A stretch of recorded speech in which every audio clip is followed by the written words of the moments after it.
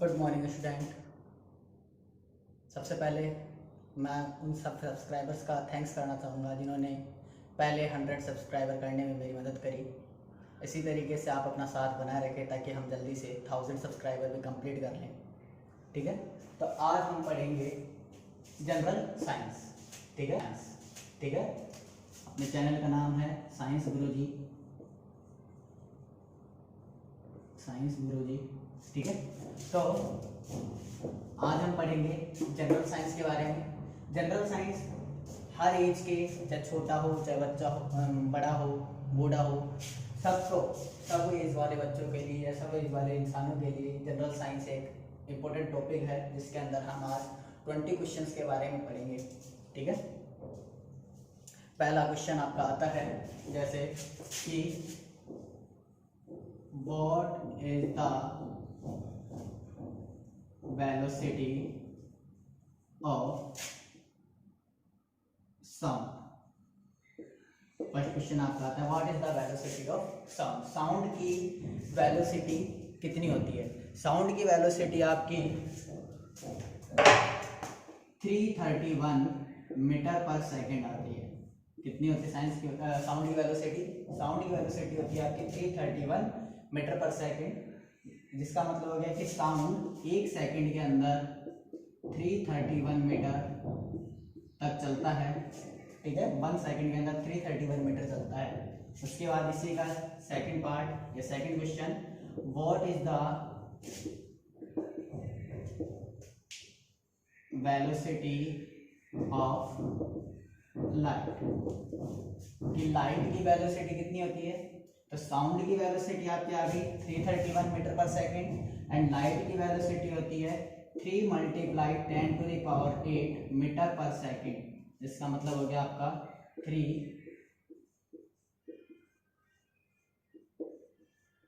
कितने metre per second means near that is equal to 3 lakh kilometre per second. Means sound एक second के अंदर 3 लाख, एक सेकंड के अंदर 3 लाख किलोमीटर चलता है, जबकि सॉरी लाइट एक सेकंड के अंदर 3 लाख किलोमीटर चलती है, जबकि साउंड जो रहता है वो ओनली 331 मीटर चलता है। तो यहाँ से एक आपका क्वेश्चन आता है कि जब भी बिजली कड़कती है तो हमको आवाज लेट सुनाई देती है लेकिन बिजली दिखाई पहले देती है। क्यों? क्योंकि जो दिखाई देने का सिस्टम रहेगा वो लाइट के ऊपर डिपेंड करेगा और लाइट अपनी आंखों तक बहुत ज़्यादा जल्दी पहुंचेगी 3 लाख किलोमीटर पर सेकंड के हिसाब से।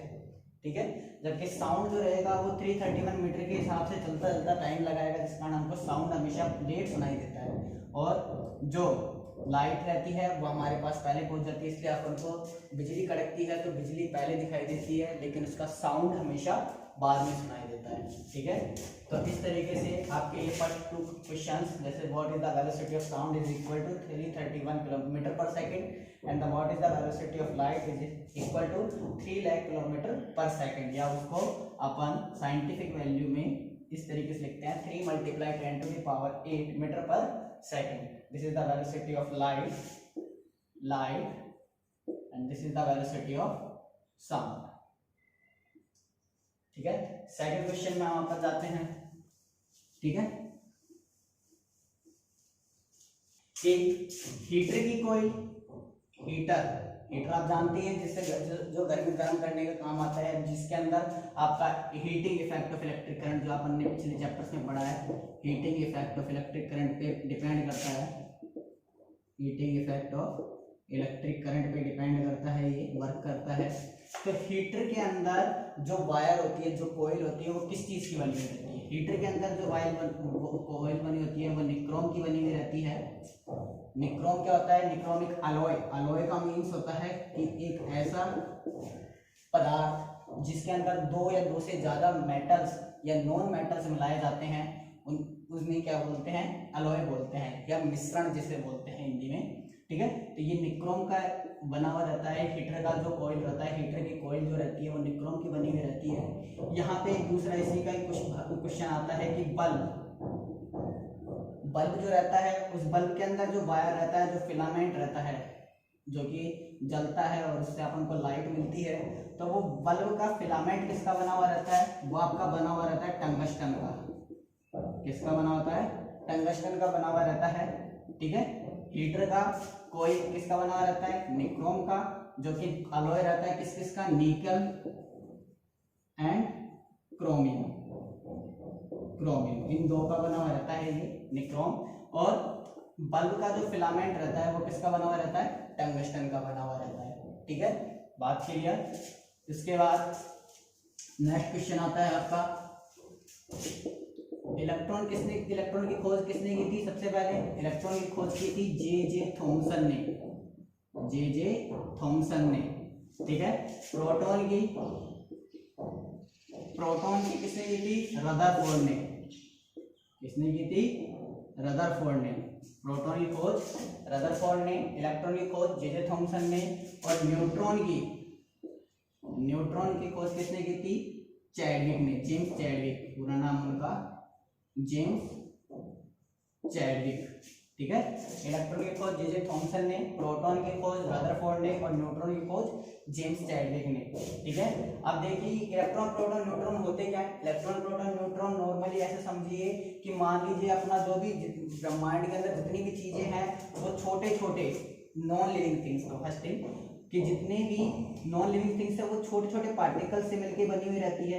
इन सबसे छोटे पार्टिकल्स को, सबसे छोटे इकाई, the smallest unit of any thing is called atom, कि सबसे छोटी यूनिट किसी भी चीज की क्या होती है, एटम होती है। और ये एटम जो बना हुआ रहता है वो एटम तीन चीजों से बना हुआ रहता है, प्रोटॉन, न्यूट्रॉन एंड इलेक्ट्रॉन, जिसमें प्रोटॉन और न्यूट्रॉन उसके न्यूक्लियस में रहते हैं अंदर की तरफ, जो कि एकदम फिक्स रहते हैं, ये कभी भी अपने न्यूक्लियस को छोड़ के नहीं जाते हैं। एंड इलेक्ट्रॉन प्रोटॉन और न्यूट्रॉन के चारों तरफ चक्कर लगाता रहता है। इन तीनों को कंबाइंड फॉर्म में क्या बोला जाता है, सब एटॉमिक पार्टिकल्स, क्या बोला जाता है, सब एटॉमिक पार्टिकल्स, ठीक है। तो सब एटॉमिक पार्टिकल्स कौन कौन से हो गए, इलेक्ट्रॉन, प्रोटॉन एंड न्यूट्रॉन। और इलेक्ट्रॉन की खोज किसने करी, जे थॉमसन ने, प्रोटॉन की रदरफोर्ड ने, और न्यूट्रॉन की जेम्स चैडविक ने, ठीक है। तो ये आपका इन्वेंटर्स के नाम आ गए, जो कि आपके इन्वेंटर्स थे। यूनिट्स के बारे में भाई कुछ इंपॉर्टेंट यूनिट्स, जैसे आपका सबसे पहले चार्ज आता है, चार्ज की यूनिट क्या आती है, कूलाम होती है, ठीक है। चार्ज के आगे आपका इलेक्ट्रिक करंट आता है,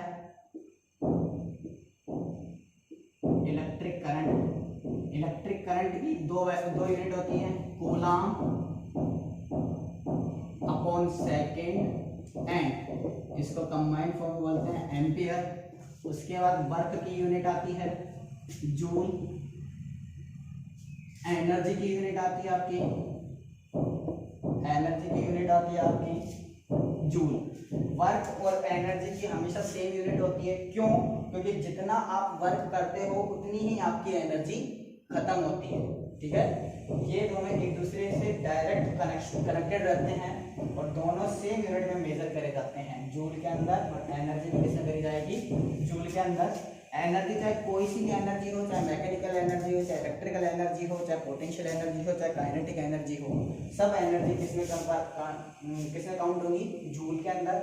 वर्क भी आपका किसमें काउंट होता है, जूल के अंदर। उसके बाद आपका पावर आता है, पावर की यूनिट होती है जूल अपॉन सेकेंड, या इसे कंबाइंड फॉर्म में बोला जाता है वॉट, ठीक है, वाट। जैसे कि आप बल्ब वगैरह पे देखते होगे वाट लिखा होता है, 20 वाट, 40 वाट, 50 वाट, 60 वाट, 1000 वाट, 2000 वाट। तो वो वाट क्या होता है, वो वाट होता है आपका पावर।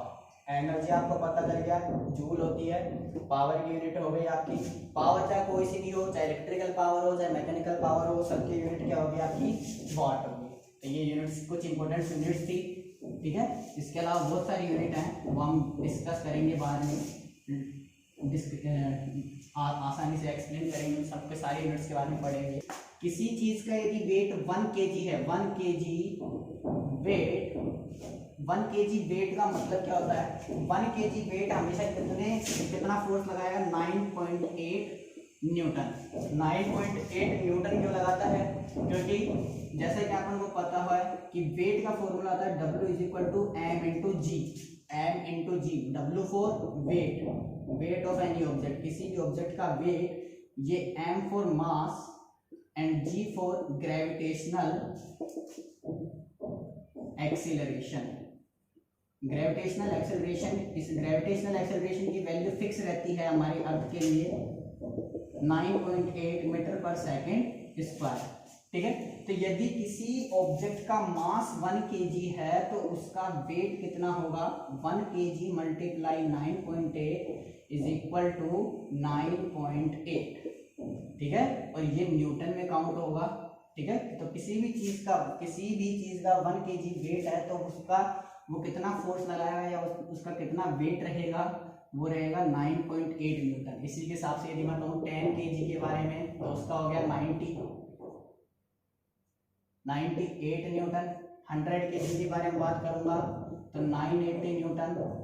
ठीक है, इस तरीके से हम किसी भी चीज का वेट काउंट कर सकते हैं। उसके बाद बात आती है वेट कितना होता है। ह्यूमन ब्रेन, इंसान के दिमाग का वजन कितना होता है, ह्यूमन ब्रेन का वेट। ह्यूमन ब्रेन का वेट नॉर्मली सब 1.5 किलो बोलते हैं, 1.50 kg, बट इतना नहीं होता है। ह्यूमन ब्रेन का वेट होता है 1.46 kg।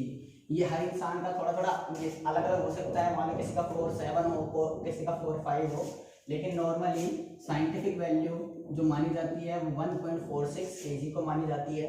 ठीक है, तो weight of human brain is equal to the 1.46 kg। इस तरीके से आपके जनरल साइंस के मैक्सिमम क्वेश्चंस होते हैं, और इसके अलावा हम 1-2 दिन में और क्वेश्चंस अपलोड कर देंगे जनरल साइंस के। हर मंडे को ट्यूसडे को हम जनरल साइंस का ही पढ़ेंगे मैटर, कि जनरल साइंस के अंदर हर ट्यूसडे को हम जनरल साइंस पढ़ाई करेंगे, और रिमेनिंग डेज अपना सिलेबस चलेगा 10th का।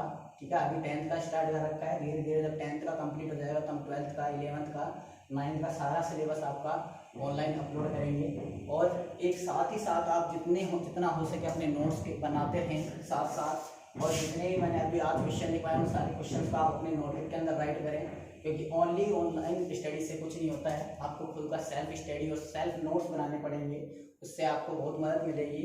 और वीडियोस आप लगातार देखते रहिए। ठीक है, thank you, have a nice day.